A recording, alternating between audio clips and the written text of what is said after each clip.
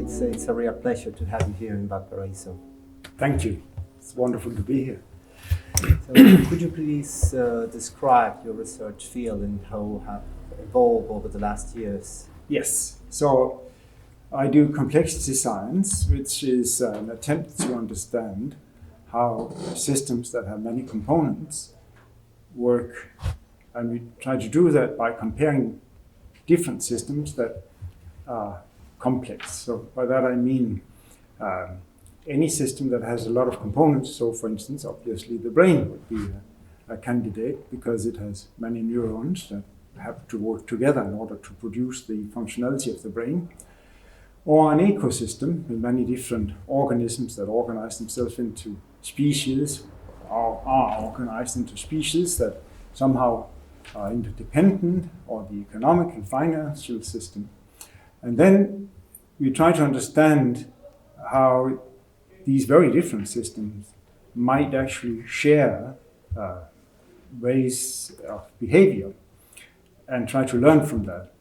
So obviously there'll be things that are completely different in the brain and in an ecosystem and in a financial system, but there might be at a certain level similarities.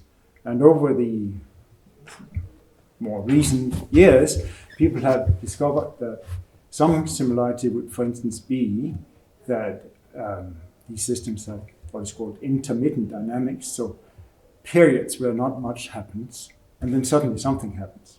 So an earthquake would be an example of that.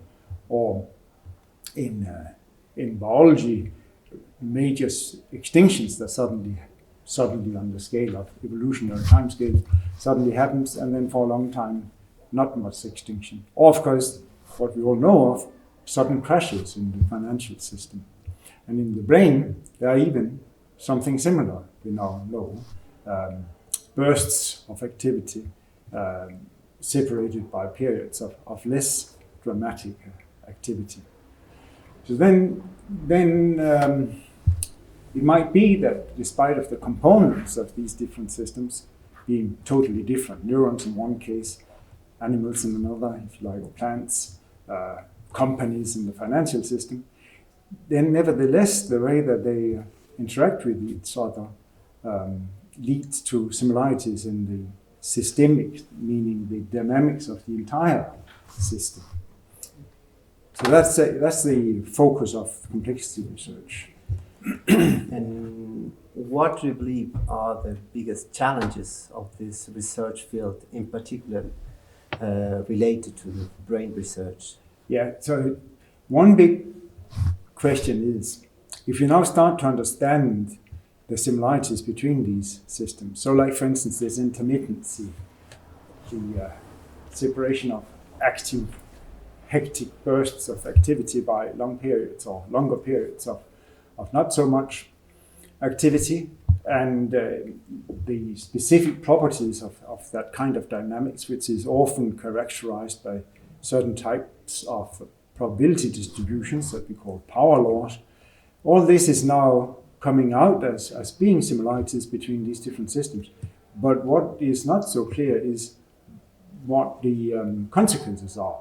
So we know, for instance, obviously, and known for many, many years, that a consequence is in earthquakes and geophysics that it's fantastically difficult to predict an earthquake, and especially to predict the size of the earthquake. So that would be one consequence. But if we go to brain science, then it's not at all clear, I think, why the brain might have this kind of function. Because if you think of the closest maybe we get to that kind of information processing, a computer, engineers would definitely not design a computer so that it had this kind of dynamics. At least all the computers we know of are certainly not designed like that. But nevertheless, the most powerful information processing machine we know of, the brain, has these funny, like, or mysterious, and nearly in the sense that it's not so obvious what the purpose of this, what that makes the brain able to do what it does, and therefore a question would be something like, is it possible for the brain to deviate from this? Are there situations where the brain doesn't exhibit this kind of complex, as we call it, dynamics? And if it doesn't is that then a pathological state or what? I think that's I would say the real challenge right now is to understand what the consequences are of the brain exhibiting this kind of complex and critical dynamics. Thank you very much, Henrik. Okay, thank you.